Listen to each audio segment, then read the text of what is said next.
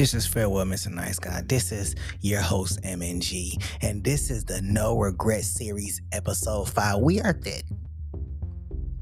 at the tail end of our series, and I'm kind of having a hard time of knowing where should I end this out at, because we have talked about so much coming down to the wire. And I am so eager to finish out on a high note. I'm just trying to figure out, then we went and we talked about friendships. Then we talked about relationships. And then we talked about family. So now I'm just kind of curious, okay, MNG, what we gonna do? We just told these people and motivated them to not have regrets for 2024. We didn't talk about the job, find your dreams and chase everything that you want in life. And then we talked about friendships. Be careful about the friendships you have around you. Don't be upset about getting rid of motherfuckers. Get rid of them if you need to. Then we talked about relationships. Cultivating good relationships. Cultivating what you want out of knowing what you want out of a relationship and sticking to it. And if you decide that you want to leave somebody, go ahead and leave them. Don't just keep them as part of your life because you know that they just need to go. Keeping somebody in your life that don't need to be there, you need to go ahead and get rid of them. Then we talked about family, and we okay, well, what do we know about our family? We know that they get on our damn nerves. We know that we need to set the boundary. We know that the boundary has to meet the standard. And when we set the standard, they already know not to cross the boundary. Because the boundary, so where do I go from here? Where do I end out at? What else can we talk about and not have any regret about? It's about living life. But we already living life in the last 4 episodes. We already talking about what we need to do. I'm already trying to motivate you to be what you need to be in life, to get the money that you want to get, to have the friends that you want to have, to make the relationship that you have the best relationship, with you having a relationship with yourself or you having a relationship with someone else. We ain't talked about the family aspect. I guess the next part that we move on to is marriage. All aspects of marriage, not just the marriage part, not the 20 years or the 10 years or the 5 years, not the 50 years. I don't want you to regret that. So that's why I'm going to walk you through all these steps that you need to go ahead and familiarize yourself with. Yes, I said it. You need to go ahead and familiarize yourself with this whole list and idea that you need to go through, pan out the pros and cons to make sure that you do not make a mistake in life like your boy made that mistake. Because I told you about that one proposal where she had 2 people go ahead and propose to her, so she didn't know what she wanted to do. She couldn't understand what she wanted out of life. Matter of fact, she didn't know what she wanted out of life. She couldn't even see herself past the 365 days. But yet I'm not sitting here trying to talk to nobody. I'm just telling you the real from what I knew and what I experienced. So let's go ahead and get into it. Now let's go ahead and talk about the proposal. How much money are you looking to spend on a ring? Do you even want to propose to this person? Do you even want to ask their parents for their hand? Do they even have parents for you to ask for their hand? You have to think about certain things like that. Whether you want to do it old school or new school. Do you want to do it like a proposal? Do you want to go ahead and do it as a grand gesture in front of everybody? Or do you want to make it romantic and private? Or do you want to do it like it's on a movie screen? I seen somebody do it like it was on a movie screen. They had came out of the screen because there was a movie playing and they went on ahead and proposed. Now, does that obligate a person to go ahead and say yes when you do it in front of a whole bunch of people rather than doing it in a romantic setting? Because you can go and do it on the island in front of the water, but does that make it obligated for them to say yes? Have y'all even talked about it? Is it a surprise? Do you even know her ring size? You got to understand some of these things that you're putting out there on whether or not this person is actually going to say yes. And if they are going to say yes, are they just saying yes because they're in the moment of the highlight? Did they really think this out? Can they really see you in their life for the long run? Can y'all have the hard conversations? Do y'all have the same religion? Or y'all have the same aspect about money? If you don't have the same aspect about money, how you going to save money? What you going to put money towards? Do they like to travel a lot? Do they want to spend the first half of their life traveling while they spend the latter half of their life saving? Do they want to have a robust and successful career? Do they hate their job? Do they want to quit their job? Do you think they can be financially stable? Do they want to be an at-home wife? Do they want to be an at-home mother? Do they want to homeschool their kids? You know, these are questions that you got to ask, because I know a few individuals that have gotten into relationships, that have gotten into marriages, and it has not been easy. They have been tested through trial and error, trial and tribulations, and conversation after conversation after conversation. One of the things that I've heard that was some great advice was a good friend of mine has said that, you know, my marriage is going well. It is going great. But in order for it to keep going great, we do go to therapy, because we don't want to wait till there's a problem and then end up going to therapy. We don't want to do that. And I'm like, you know what? That makes a lot of fucking sense. Why wait till when you have a problem? You don't do that shit when you at work. Now, you know you're going to be late because you got Sue and Jane that you got to go ahead and take to school, or you got a broke down car and everything, or you woke up late. So what do? You call that hotline and you go ahead and you tell them, like, hey, I'm going to be late today. You know, can I have some little bit of grace? You tell them all the little things that's going on wrong with you, so they won't go ahead and give you a write-up for being late. They won't give you a write-up for having fuck-ups on your paperwork.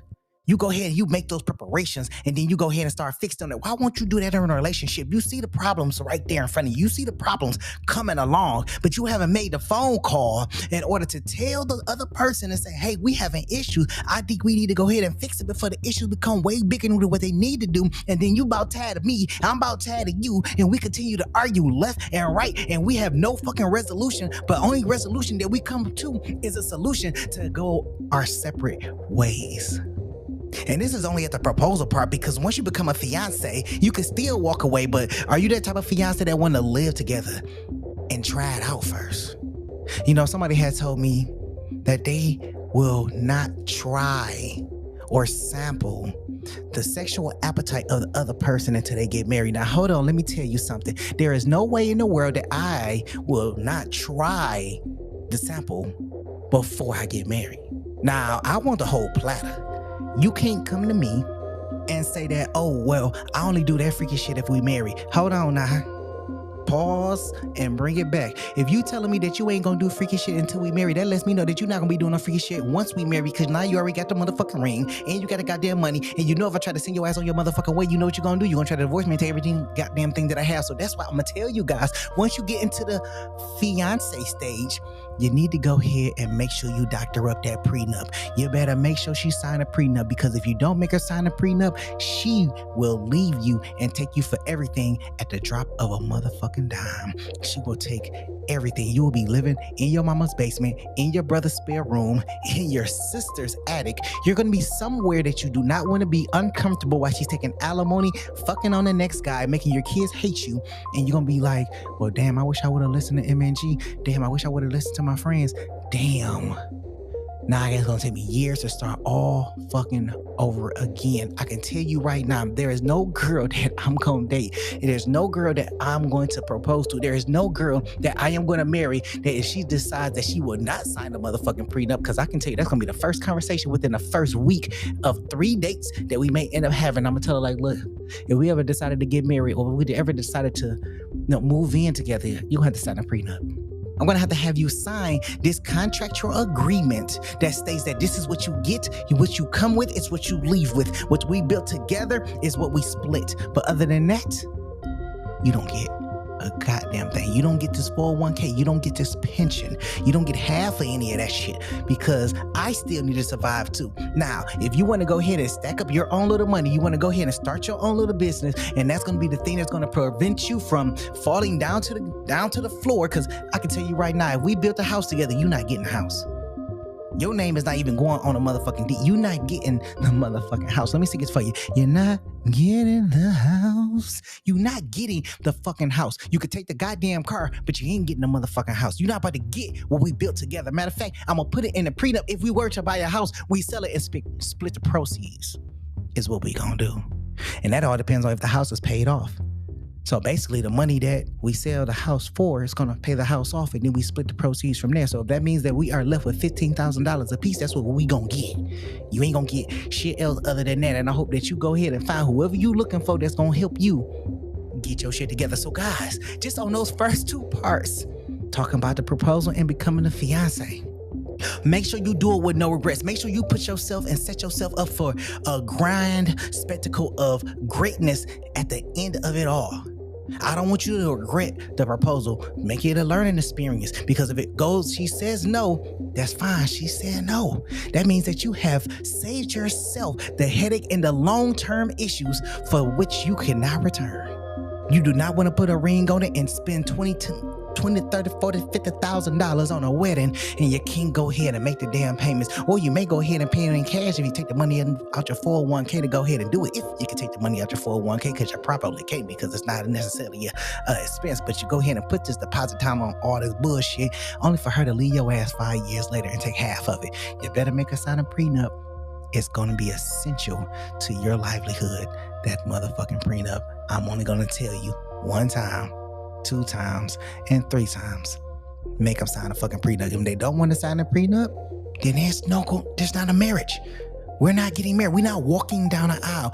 Also, before you decide to walk down the aisle, make sure you go to counseling. Don't go see your pastor. Go see a licensed therapist and have these hard conversations, the same hard conversations that you have not had. And if the person doesn't want to go to therapy and they don't want to sign a prenup, that lets you know that, you know what, you don't care enough about this relationship for it to grow. You do not care enough about this relationship for it to succeed. You do not care enough about this relationship for it to prosper into something great. Greatness has failures. Greatness have witnessed greatness. Let me run that back for you one more time. A person that does not want to go to therapy does not want to face their own demons. So that means that you are settled and you are comfortable with your own demons. Now, don't get me wrong. We are all comfortable and settled with our own demons. Because let me tell you right now, I am comfortable with my demons and my sins, but don't mean I ain't ready to talk about them. Because I will go and talk about them. I will go and address them. I will go and put them on a map. I will go and make sure everything that I have to put out there in order to exert and extinguish these demons and extinguish these flames that keeps bottling up inside of me, keep flaming up every time I get triggered. Yes, I want to go ahead and talk about it. Yes, I want to go ahead and get over it. I want to do all the things that I want to do to get past it. So yes, I will go see that therapist. And if that means it means me be able to cultivate and grow my relationship, yes, baby, let's go and see this therapist so we can be better together. We can grow together. And then you get to them newlyweds. Oh, them newlyweds. They fucking and humping just like they just met. They fucking and humping anyway. They getting it in, they getting it down. What happens after a year or two? Is it still fun? Is it still good? Does she still lick you like she used to? Is she doing more interesting stuff now? Does she do a move that she ain't do before? What does it look like? Does it smell the same? Now y'all live together, so now you get to see all the little nooks and crannies that they bring to the table. The crumbs that they leave around, the doors that they leave open, the shopping habit that they have, the hygiene that they bring in. How's they cleaning habits? Do they like to clean? Is they playing music every Sunday and lighting candles? Oh, these are things that you gotta ask. These are things that you gotta see, because if you marry her and don't see what she is bringing to the table so far as the cleanliness, you gonna have some dirty ass broad on your hands. Same thing for the women. You may have a dirty ass nigga on your hands. He may not be able to clean his ass right. So he got dirt stains and bookie stains all through his motherfucking underwear. And are you gonna wash that shit? Are you gonna scrub that shit up out of there? You had them guys, they just nasty. They don't like to shower. They don't know how to shower. They don't know how to wash behind their ears, wash between their toes. Shit, some of them don't even know that you're supposed to floss. Some of them just got bad fucking hygiene. No, they do some of the dirtiest things. Maybe you like dirty shit. Maybe you like a dirty motherfucker. Maybe you want a real gritty, real filthy and everything, like eating a motherfucking burger and not wiping his beard off or wiping his face off, just going downtown and shit. Maybe you want somebody to eat your pussy with bad breath. Maybe that turns you on. Maybe it gets you all riled up and gets you all wet and bothered. Maybe that's the case. I don't know. You tell me, because when you were newlywed, you got a lot of things that you got going for you. You think that you've seen it all, but you ain't seen it all until you moved in. You get to see what her underwear look like, her socks look like, what she look like when she put a little rag on, if she put a rag on. You get to see when she take her weave out, she take her nails off, and the way she look like, what she look like in the morning. You ever seen how she look like in the morning? If you ain't never seen what she look like in the morning, because you only stayed over there 2 or 3 days, and she kept wearing her same makeup to bed, and woke up and then ran in the bathroom, washed her face, and then put some more makeup on, so you ain't got to see the regular her. I need to see the regular you, because if I can't see the regular you before we get married, don't let me see the regular you after we get married, because you may look way more fucked up than you did before you got married. I need to see the regular you. I need you to display that to me. I be telling girls this, listen, I need to see you in your most fucked up state. Show me the fucked upness that you are. That's what I want to see. I want to see the down bad chick. Yeah.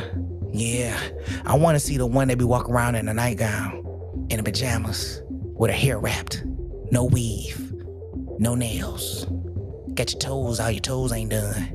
I need to see all that, because I need to see if that is a person that I am willing to spend my life with. If you can't sell me the raw nitty gritty that you are, before that ring, before them bells, before that wedding, oh, I can't have you.